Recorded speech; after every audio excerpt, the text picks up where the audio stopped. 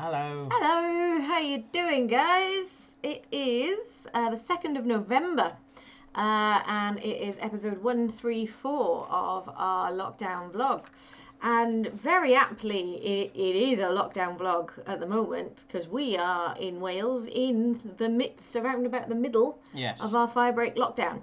So we are in proper lockdown at the moment. Well, your work's still open because it's a healthcare provider, as it was throughout the Essential summer. service, but this time I'm actually still working in it, whereas I was on furlough before. Yeah. So. Can you scooch over a little bit? I haven't Yeah, really got very much room. Sorry. Yeah, I was a bit squished. Yeah, so I've had to close the business again, so we're all shut, and most things in Wales are closed. It's back to sort of roughly the same rules as the earlier, longer lockdown of the year, with the exception of education settings still being open mainly. Following the usual pattern, once again I got booked in for a gig and the restrictions changed and that gig has now been cancelled because of the new English lockdown. So that's good. Yeah, so we should mention the English lockdown. So we are in Wales, and so Wales announced a little while back that it was going to do a 2-week circuit breaker lockdown. And at the time, we were panicking because we had our wedding booked for Wednesday the 21st, and we breathed a big sigh of relief because then they said the circuit breaker lockdown was going to come in on the 23rd, so we were like, yay, wedding will be able to happen. Little did we know, wedding didn't happen, which we'll probably go into why in a minute. But then so for us missing the boat on that, we're like, right, okay, so circuit break lockdown, it's going to be it was actually 17 days, so 3 weekends but 2 working weeks, basically in a view to sort of dragging the rising rate of infection down, rather so sort of just slowing things down a little bit because it's all gone a bit Pete Tong, well, quite predictably so. England, however, quite firmly said at all points, we're not going into lockdown. They poo-pooed the fact that the Northern Irish and Scottish governments and Welsh Parliament were all sort of talking about circuit breakers. They absolutely sort of said, no, we're not doing that. We're just going to do a regional approach, and we've got this, guys. But then on Friday, they've announced that they're going to do a circuit breaker lockdown, but theirs is going to be 4 weeks long because they waited too fucking long.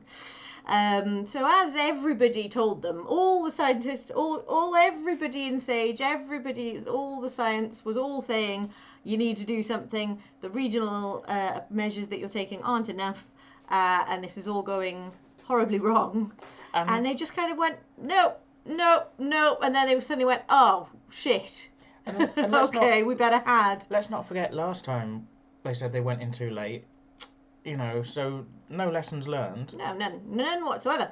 And yeah, basically, it's worse. It is literally worse than the scientists predicted, because what actually made them eventually go, shit, is the figures that we were getting through for not just new cases, but hospital admissions and how full hospitals were, and all of those sorts of things were exceeding the reasonable worst case scenario that the science had. Like I say, the scientists, there were a few different universities and sort of teams of scientists who'd all done various modelling based on various data, and using all of those predictions, they kind of amalgamated them and came up with, right, this is reasonably what the worst case scenario is.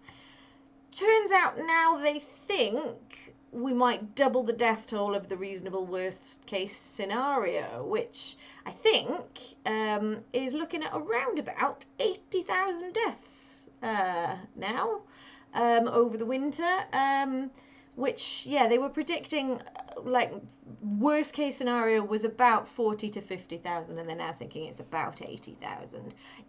But that is if we don't do anything. So they've now gone, oh, we better do a lockdown then, haven't we, chaps? So they've put in a lockdown. Their lockdown comes in on Thursday, the 5th of November. Ours finishes on the 9th of November. Theirs is going to be in for all of November, basically, finishing early December. I think the 1st, is it? Or possibly the 2nd? Early December, yeah. Anyway.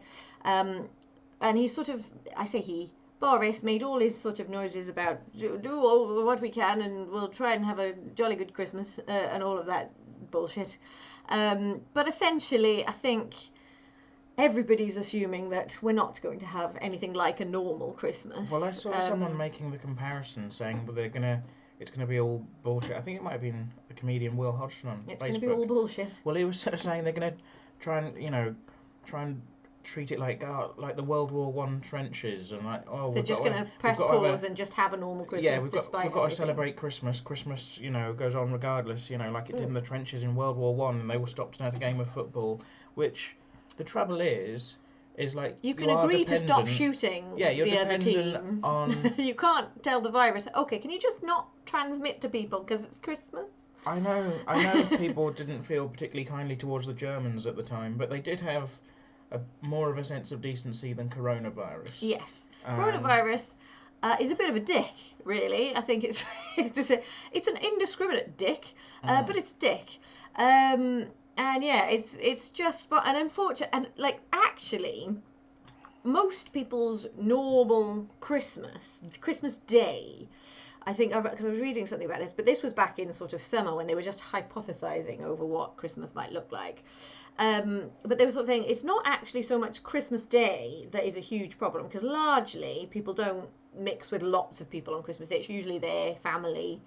Yes, but it'll still be a larger group than normal, but it would be sort of one group of people all in one place all day, usually, for most people. However, all of the other things that surround Christmas, so travelling across the country to get to each other is obviously not great, because that is absolutely ideal for a virus to sort of travel, because lots of enclosed sort of public transport spaces, getting virus from places of high incidence to low incidence, because everyone travels everywhere for Christmas. Also, obviously, like normally you'd have things like Christmas parties and people meeting up with all of their friends as well around Christmas. So there was a theory then that, okay, we won't be able to do any of that, but we might allow people to travel to a place for like Christmas Day and still have fairly strict rules on sort of household mixing and that kind of thing, but not have, like, obviously all the Christmas parties and all of that would be off the cards. They're going to have to do something very clever about Christmas shopping even, because that's a lot of people all shopping in shops that don't really have the capacity to social distance at the best of times. And but all yeah, I shops basically... on the high streets don't want to take a hit and have it all go to Amazon. No. Who are making a killing. And do not pay their fair share of tax. They don't pay anyone's fair share of tax. They don't even probably pay my fair share of tax. Which like, really, they you've don't. got to think. They pay pittance. It's ridiculous. I feel like if anything comes out of this, the government has got to be like, look, everyone's buying all their shit online now. Tax. You've got to pay a bit more tax, because. And not just a bit, because they don't even pay what would just be their rate. Like it's not like they just agree to negotiate what their rate of tax is going to be. It's like, no, the corporations have corporation tax, and that's what you pay, and you pay a percentage on your profits. Just because you're a massive company, and this is where basically once you're a big enough company, you can just pay for a seat at the table with high government treasurers and just sort of say, let's have a chat, shall we? And it's just like, well, that's bullshit. I can't do that. My business can't do that. Other businesses can't do that. And as far as I'm concerned, that should be illegal. It should be, no, that is the rate of pay, and that is what you pay.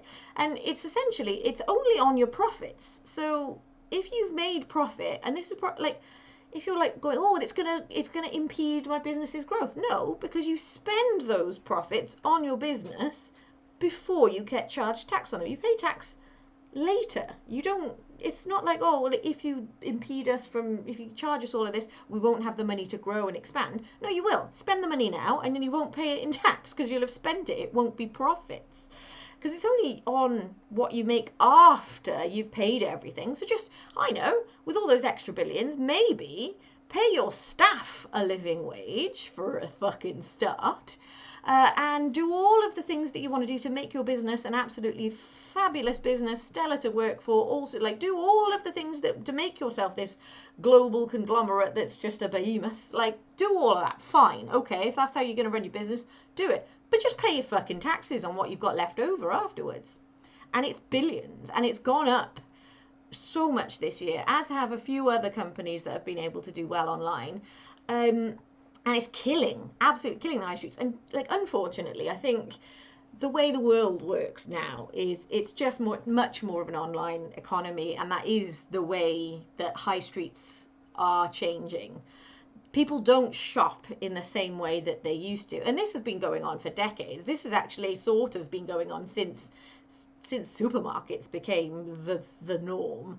Your little average sort of high street butchers and greengrocers and all of those sorts of things have gradually gone out the window, and this is an extension of that kind of change in society. And there's certain things you can fight, and there's certain things you can't, and the world changes and you kind of got to roll with the punches. But okay, so we should then at least be doing things to encourage businesses that do run in high streets and in town centres, because they are, like, whatever they are, maybe, okay, so high streets need to slant, rather than being slanted mainly to retail, maybe slant them mainly to leisure and hospitality. Then have more cafes and coffee shops and restaurants and escape rooms and activities, have reasons that people come into town centres to be social ones rather than retail ones, if mainly people are going to use online suppliers for retail. But this is me on my soapbox just talking about all the ways in which I could change the world, which, who has the time? But yeah, it's basically been horribly mishandled, and all of this second wave could have been avoided. The whole second wave in the UK could have been avoided if, when all this kicked off, we just bought one of the pre-existing track and trace systems that other countries were using and are effective, and threw all the money, because we spent 12 billion on making our own and funding the people to run it. If we just spent all of that money on staffing an existing system and doing it really well and really throwing all the resources at it, because actually the scientists have also said track and trace at this stage, when the virus is this prevalent in society, which it is, I think across the whole country now, it's around about averaging like 220 people in 100,000 have coronavirus. They think about 50,000 people are catching it per day in the UK now. That's best estimate. Once it's that prevalent, track, test and trace becomes essentially impossible, because it's hard to tell where transmissions happened. You can't because you've probably come into contact in multiple places. It's a better system really for when there's not much in the population, and you want to nip things in the bud and catch things quickly, and then really make sure that those people who are at risk of having it do isolate. Also, they haven't done enough to support people to allow them to actually self-isolate. One of the big noises they're making is, people on low incomes will get a £500 payment. Great. That's not actually true, though. It's people who are on universal credit will get a £500 payment if they're told to self-isolate. So, for example, me and Chris are on low incomes. I'm not going to tell you what our incomes are, but they're definitely low. We don't qualify because we're not on universal credit. The reason we're not on universal credit is because I run a business. I applied for universal credit because I used to be on a health benefit because of my fibromyalgia. So to come off that, I was a bit nervous about coming off it, but I was like, okay, I need to work more hours at work. I'm going to have to apply for something else and sort of see what I can do while I work. Unfortunately, with universal credit, because I am part owner of the business, whatever the money the business makes counts as my income, even if I'm not taking money out of the business, which I wasn't. I wasn't taking any money. I wasn't taking a wage at the time, which basically meant that, and it's ridiculous that they expect that, because in your I was in my second year of running at the time. It's quite common for company directors not to take a wage for the first few years, because any money that the business makes, you put back in the business. But so I had to submit the company accounts every month, say what the company had made, and because it was over whatever threshold, I was eligible for nothing. And then 2 months in a row of being eligible for nothing, they just cancel your claim. They go, you're not eligible. You have to reapply for universal credit. I probably would be eligible now because the business ain't making any fucking money, guys. Well, I probably would be as well because I am not on, big money in my day job, and that day job is part-time, and normally I supplement that money with live comedy work, which has been, as I already alluded to, and as you may have already known yourselves, thin on the ground this year. Tad thin on the old gigs. So, I haven't had a gig since, March? Or was it early April? No, we were in lockdown in April. So March. Yeah, doesn't time fly? Yeah, and your last gig actually before lockdown was cancelled because we were because that was going to be on the 20th of March, which was the one that you were putting on. So the last one was probably the Phyllis Maud, which was awesome. Well, the last one was the one I did in Cardiff for IG. Ah, right, yeah. I actually have film on that, and you can check that out on my YouTube. And it's a different world, isn't it? Yeah. God, this year's been long, guys. It feels about 8 years ago. Actually, look at how far we've come this year, though. Yeah, I know. I'm pregnant. We're engaged now. We've had a hell of a year. It's just our careers that are falling apart around us, and isn't it just systems of supporting ourselves. But at least we can smile, yeah. And I can raise a non-alcoholic beverage.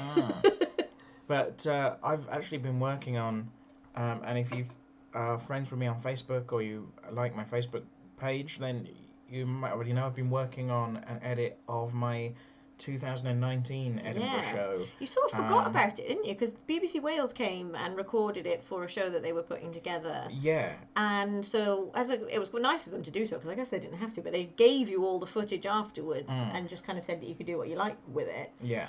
So it was several different camera angles and all of that jazz. And I think maybe it was just sort of a little bit of Edinburgh fatigue, but I'd like, for anybody, it was my first year visiting Edinburgh, and I thought Chris did a great job and it was an amazing show.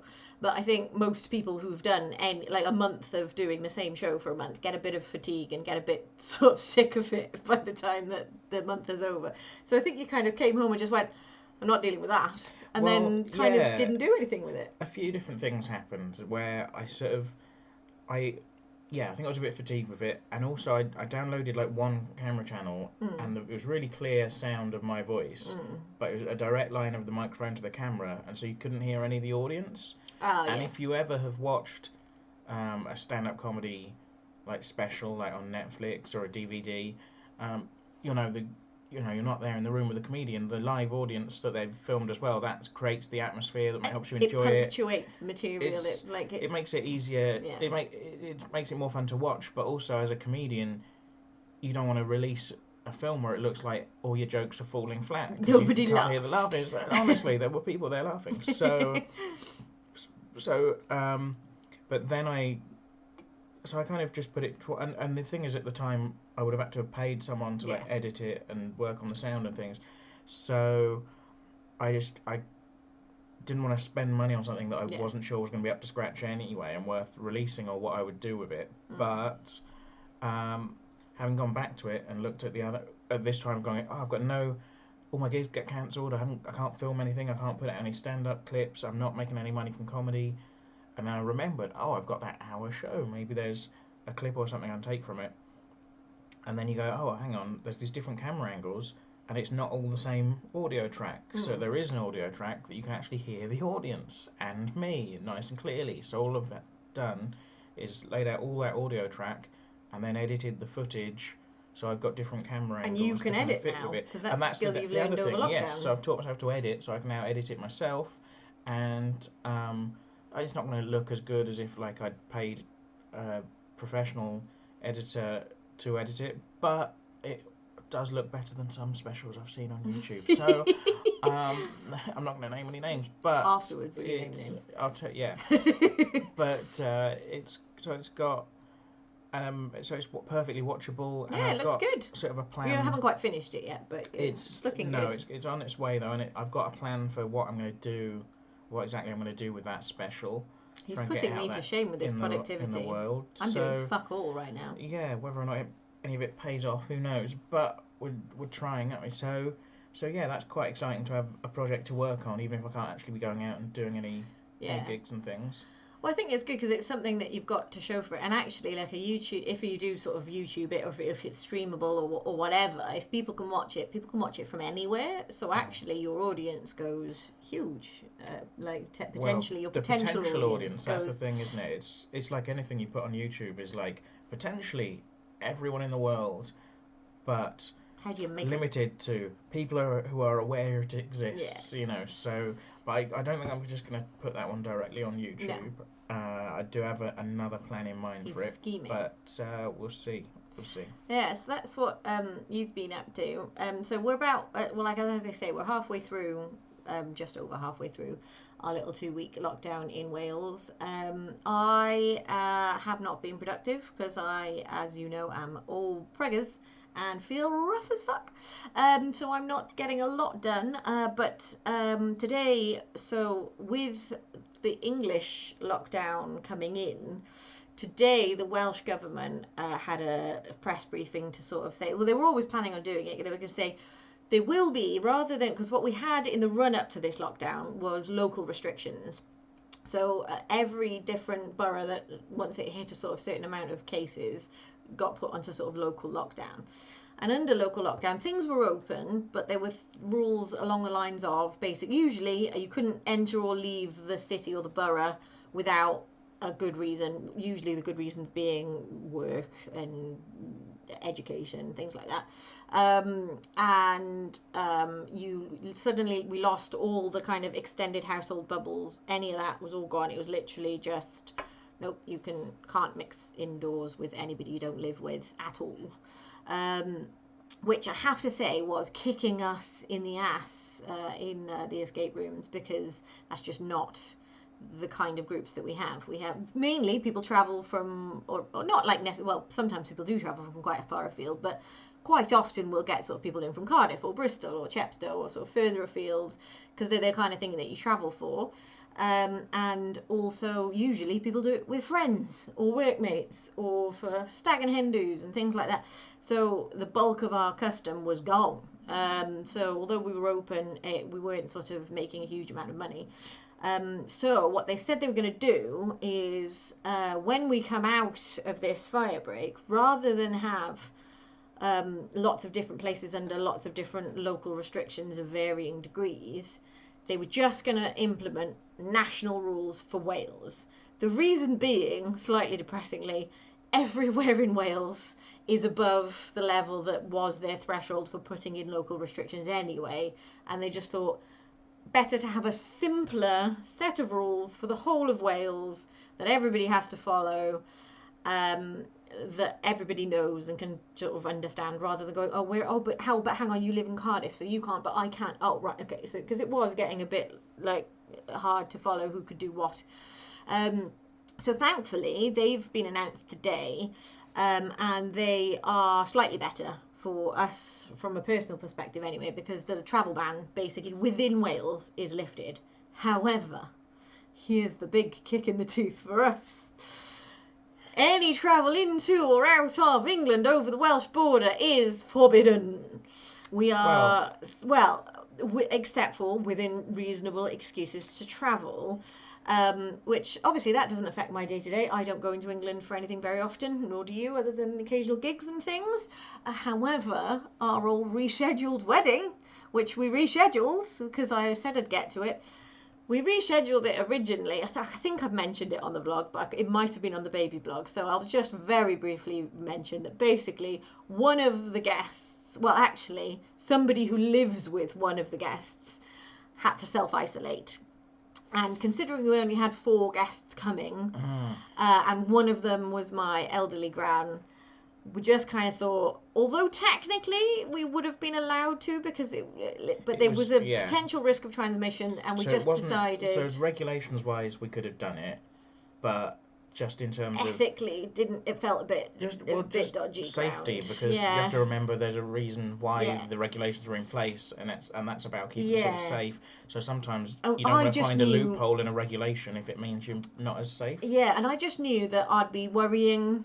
It was, as it turns out, it would have been fine because we're more than sort of we're basically like a few weeks down the line from then. No one we know has got coronavirus. It would have all been fine. But if somebody hadn't been fine and somebody had got ill, and there was even a chance that was tied to our wedding, then literally for the rest of our marriage that would be hanging over us as a horrible thing. So we decided lead to our divorce, possibly. No, it wouldn't. You could give me coronavirus and I wouldn't divorce you. I guess if you did it on purpose, it would be a bit weird, but I don't know how I would do it on purpose. I don't know. If you like came in with like it in a vial and like threw it in and run away, that I probably could take issue with that. Sure. It seems an odd thing to do though, so it's fine. But yeah, so we decided to postpone. And we got it postponed to the 18th of November because we thought, well, that's comfortably after the fire break now, so that's lovely. And England weren't going to do any fire breaks, so that's fine. So Chris's English parents could travel and all of that.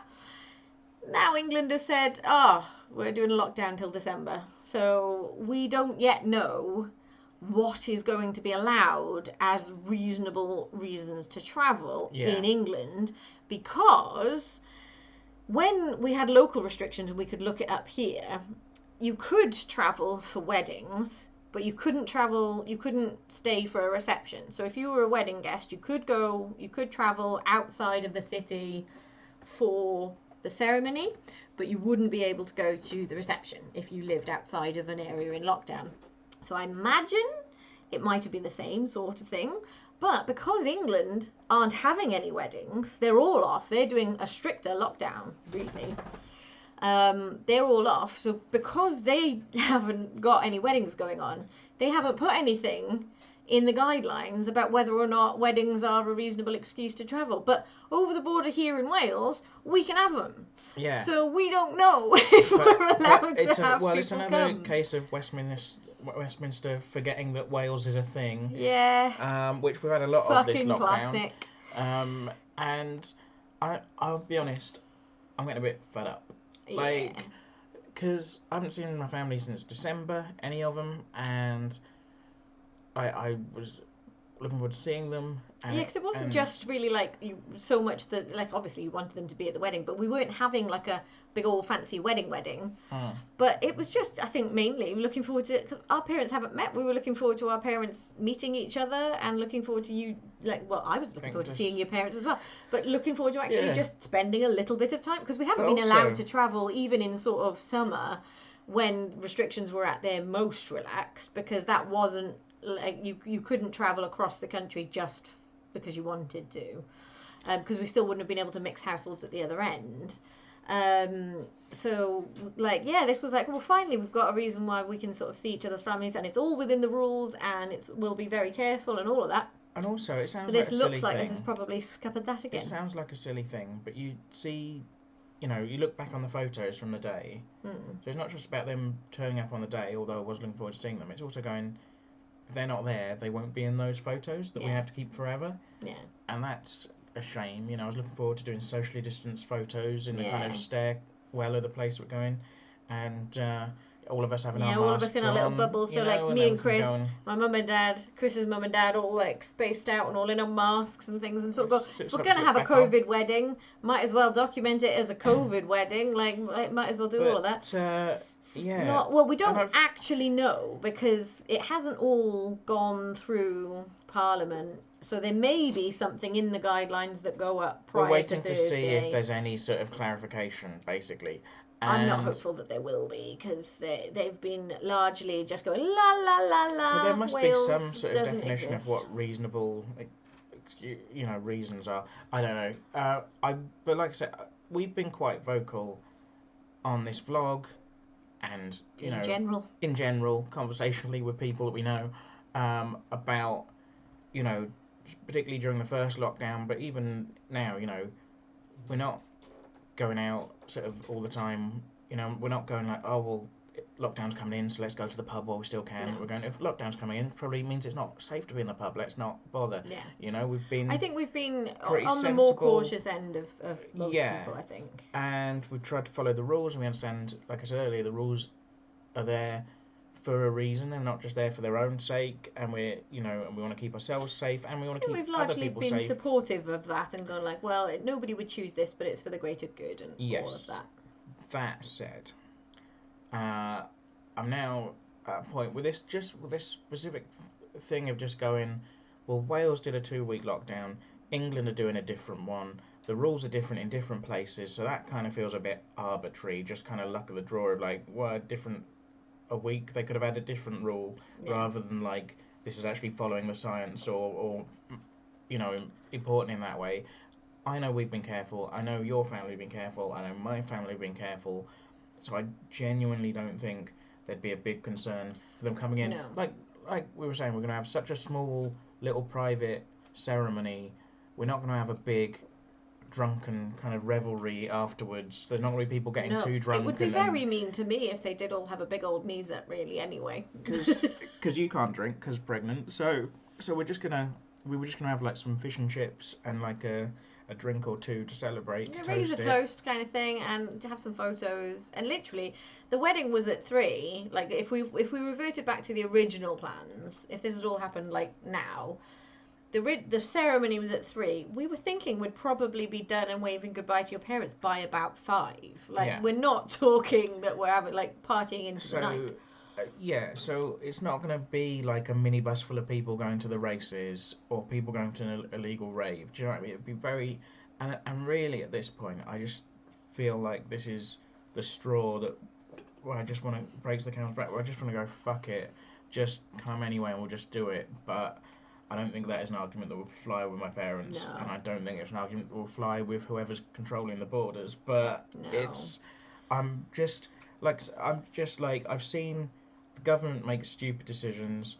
I've seen enough people bending and breaking the rules in silly, irresponsible ways for no reason. I've been in supermarkets where people haven't had masks on, and they've not even been worrying about your own personal space, let alone social distancing, you know, and I'm fed up of it all at this point. And so... I think that's fair, and so obviously that's led to quite a few quite tricky conversations, because when we cancelled the wedding the first time, we kind of said, well, whatever happens next time, we've rebooked it. Whatever happens, we'll just go ahead. Short of one of us not being able to go, because you can't really do it without one of us there. Like, short of one of us having to self-isolate or whatever, then basically we'll go ahead. And that seemed like all well and good when it was hypothetical. But once it becomes an actual reality that, oh, well, maybe actually 2 people who are very important to us might not be able to come, do we postpone again? And then basically we're still in the kind of, we're going to wait and see what the rules are. But I think we're leaning towards, we're just going to plow on and just do it and just do it differently, because the way this winter is going, we could postpone again and something else will happen, or the rules will change again, or weddings will be cancelled altogether, or like... As frustrated as I am by the whole thing, I think my thing is at this point, well, we postpone it again, different regulations will come in, we'll be scuppered in a different way, or someone else we know will we'll have to isolate and come. Plus, we've also got to contend with the fact that I run out of second trimester around about Christmas. And from then onwards, from then onwards, I'm 3rd trimester. And judging by how awful the 1st trimester was, and how awful everybody tells me the 3rd trimester is going to be, and considering I feel pretty shit now, and everyone's telling me this is the good window, I am a little bit reluctant to sort of go, oh, fine, we'll just put it off and do it in January, do it in February, when who knows what the rules are going to be, but also I will probably not be so able to enjoy the day. Not that we're having a big old fancy day, but I don't actually, we're not 100% on any decision made, because it depends on what the rules are, but it's not looking good. So we're feeling a bit sorry for ourselves there, because we've done all the right things, guys. We've been very good. Yes. Speaking of your good window. My good window, yes. We tried to make the most of that today, didn't we? And put some furniture together.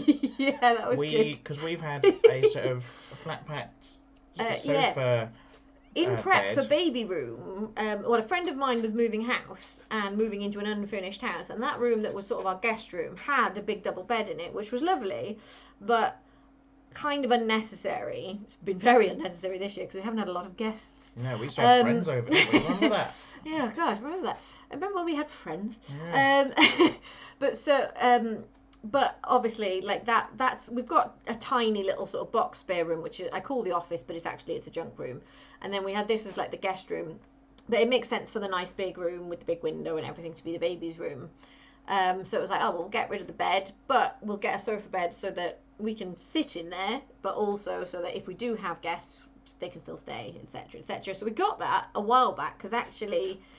Back in summer when restrictions were light, a friend of mine who lives in England had to come back to Wales for a funeral, and it was looking like she was going to need to stay, and I was like, I think that counts as a reasonable excuse, and it might be allowed, because overnight stays weren't allowed unless you were bubbled, but I think that was going to be, we weren't sure, but we think we were going to check that, so we wanted to get that, so we bought it in August, and it has sat in that room in a box since August. But today I was like, oh, let's get it done, because you've actually got a week off work. Well, it's not a week off, but just your shifts have sort of fallen so that you've got like 4 days straight now. In a off. row, yes, yeah. So it's like, right, so hopefully, even if I'm feeling a bit crap, throughout that week, hopefully we can do a load of like sorting and tidying, because I've got loads of stuff to clear out, send it off to charity, give it away, throw it away, etc., etc. But kind of need the sofa bed to be in position so we can put things on it, because it's just getting in the way in this big box. So we have a sofa bed, but it's on the floor because it hasn't got any legs, so it's a very low sofa bed. Yeah, it looks like they didn't send, because it's like it's just got like little sort of you screw on at the bottom, but like just legs at the bottom. At first I was quite pleased because I thought, oh, it's pretty much all in one piece, so don't we don't have to do much to I put thought together. it was going to be like an IKEA thing where we were I thought that. screwing and doing things. So the mattressy bit just bends in half, so you can have it sort of set up as a sofa, or you lay it flat. Lovely, nice. And then it's raised up so it's sort of sofa height, except it's not. It's just sat on the floor because it's got no legs. But I ordered it so long ago that I don't know if I'm going to be able to get a replacement part for it. So we may have to just pile it on top of stuff. I don't know. Use books. Yeah, well, we've got plenty of books. Got plenty of junk. Maybe we'll have to be inventive. So that was a bit of a fail, but at least it's sort of that. So if anybody did need to sleep on it, it is sleepable on, but it's just not really very functional as a sofa. It is sittable on. Yeah, just on the floor, sort of. You can't put your legs anywhere. So that was a bit of a fail. Because I was looking forward to being able to watch the wrestling on my computer upstairs, and you don't have to worry about. That. Well, I can still do that, but we sort of sat on the floor, won't I? Cross-legged, with my lunch on my lap. But I guess you could lie. A bit more comfortable. Lie on the sofa bed with pillows up and stuff. Maybe more comfortable than sort of previous options. So. But that's probably the first thing I've achieved all week. Is that true? That can't probably be true. Not true. No, I am exaggerating, but I really I'm at my lowest levels of productivity probably of the last decade, and that includes when I was first very ill with fibromyalgia. I can't do anything at the moment, guys. I am useless. Just doing my best to pitch in. I changed a light bulb earlier. So. You did. Well done. Yeah, you did do that. Didn't even have to ask him. Did it all on his own.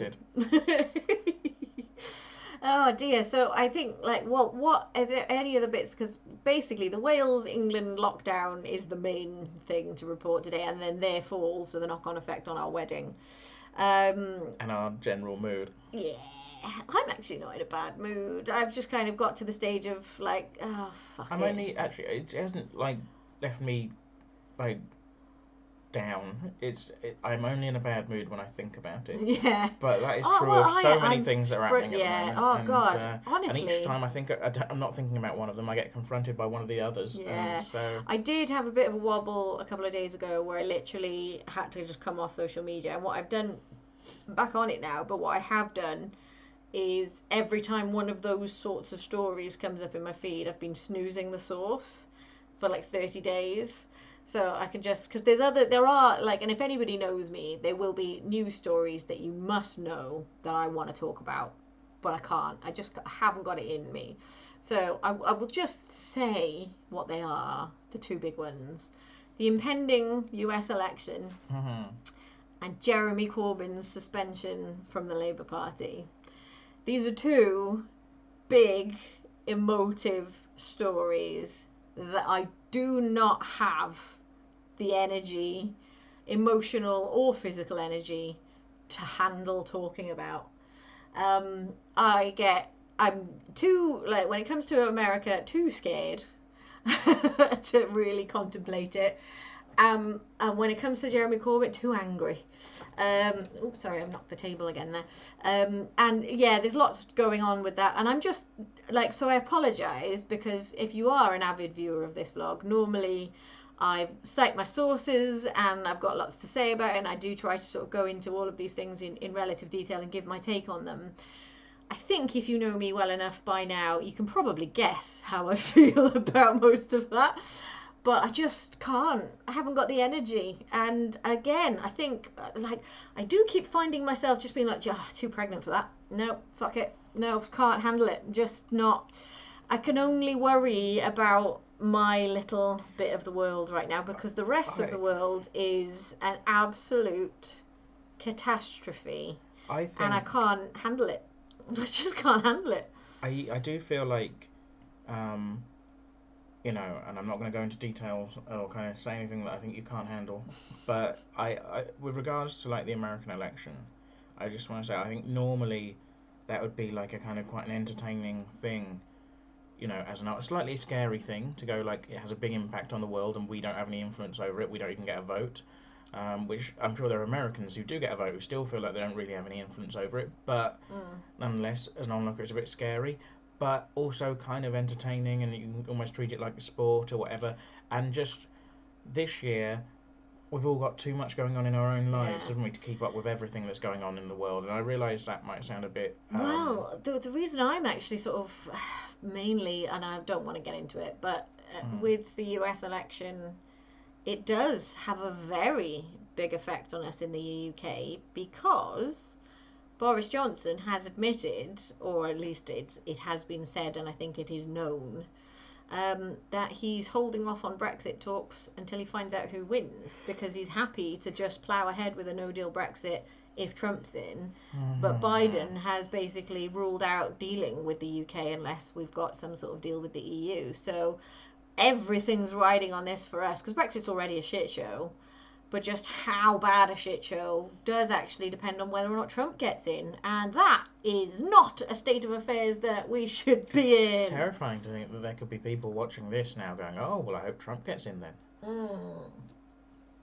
And if you are thinking that, you're naughty people. So, well, okay, fine. Fuck you. A bit more vehement. Yeah, no, if you're a Trump supporter, fuck you. Yeah. Stop watching. Unsubscribe. We need the subscribers, but I doubt. I'm really surprised if any Trump supporters actively subscribe to this. I found out one of my Facebook friends was a Trump supporter. He is American, and it was shocking. And I didn't know what to do with myself afterwards. Yeah, proper like flag waving, make America great again, wear the hats, talk the bullshit Trump supporter, and I was like, hat should have been a giveaway. Oh, I didn't know about the hat. I didn't know about the hat, did I? That would have been a giveaway. Yeah, we'd met on we used to play an online game together years ago, but we were good, like, friendly for a long time. But we just never talked politics. Never come up. What was the game? It was, it's changed names now, but I no longer play it. But it was at the time The Hobbit: Battle for Middle Earth, and it was like now? It's called Elves versus Dwarves now. Did they lose the license? No, I think it was kind of came out around about the time that the first Hobbit film came out, so they were kind of playing off that, and then I think as the Hobbit sort of stuff died down, they just went, maybe we'll just zhuzh it up a bit. Yeah, well, Hobbit's not very well known anymore, is it? I don't know. I no longer play it, but yeah, it's like one of those sort of, like, you create your guilds, and it's a strategy game basically, but it's sort of a cooperative guild-based strategy game. But yeah, so I played that with him for many years, and yeah, what a dick. Just thinking about games now that I used to play on the Acorn BBC when I was young. That were The Acorn BBC. Acorn BBC What's was a home computer. Yeah. Oh, I think they had them at schools or offices as well, but we had one at home, and the games were on like proper old school big floppy disks. All right. That big. Yeah, like not the little square floppy disks, like the big proper floppy ones. I don't remember the big ones. Yeah, they were actually floppy, and it had a disk drive for them, and the games were so basic, like the graphics were so pixely, and they were so limited really in what you could do on a lot of these games, but they had a real charm, and I used to spend hours playing some of these games, and I was just thinking about those and then thinking, I'm going to be a dad, and I'm going to bore my daughter to tears. Oh, we're having a daughter, guys. Oh, we're having a daughter, yes. I'm going to bore if you're not watching the baby blog, daughter, found out. Bore my daughter to tears with talk of all of the things that I used to enjoy when I was her age. And I'm going to talk about how Jeremy Corbyn was robbed. Yeah, I'm going to be like, oh, we had cassette tapes. And... Oh, played it on Spectrum. We used to have Spectrum. Yeah. Oh, on the subject, though, of games that are fun, because actually this has been my one little port in the storm that has been keeping me sane this last week. Oh my god, I've played a lot of Among Us, guys. Highly recommend Among Us. I won't go into it because I literally could talk about it for hours and nobody would be interested in that but me. But anybody who plays Among Us, who watches this, please tell me, because I will play with you. It's so much better when you play with friends. I would say has been the one... That's not why I've been unproductive, by the way. It's just helped me through my unproductive phase. The biggest impact on us of Welsh Lockdown is that Ellie was going to get a new laptop for work. And I was going to get it from Argos, but all of they seem to have suspended, obviously they're all closed for lockdown, but I thought the deliveries would still be going on, but they're not. So Ellie has been unable to get this laptop, which means for a fortnight we've been fighting over the one computer that and he's been all productive editing his show. Ellie uses for work as well, in fairness, but also Ellie uses for Among Us. So that's yes, it's. I don't ever fight you for it. If you need to edit, I do let you edit, but I do just go. Are you planning on using the computer for a while? Can I? It's so good, guys. It's so fun. But when we comment have a computer each, or let me know if you play, because I want to play with you. So, would that be a good point to end on? I think maybe. I have to go and have a Zoom chat because we're in proper lockdown now, guys. So it's back on Zoom chats. When's Andrew Lloyd Webber going to put a new musical on YouTube? Eh? Yeah, it's sort of lockdown without any of the fun, cool novelty of early lockdown. All the perks have gone away, haven't they? It's just this shit again. But it's at least a short, sharp burst of it, and then we're back to sort of open and working and hopefully making some money. Because Christmas, November through January is usually when we make the bulk of the year's profits. And I think that's going to be the case this year. As long as we make some money, I'll be happy. If we broke even, I'll be happy. Oh god, but yeah, this year has just been a year of I can roll with it. Okay, what will be, and that's where we're at. But I think the takeaway message from today is what a shit show. What a spectacularly badly handled shit show this has been. So on that happy note, guys, we'll see you again soon. Next, who knows when, because I'm being useless at actually doing these. But hey, if we go into a whole UK-wide long lockdown, maybe we'll start doing these every day again. What? UK-wide lockdown. Thank you. Yeah, they knew what I meant. Shut up. Shush your face. Alright, he's going to shush his face now. I'm going to go talk to my friend. Look after yourselves, and we will see you again soon. Play Among Us with me. Comment, like, and subscribe. There's no shame in it. Bye. Bye.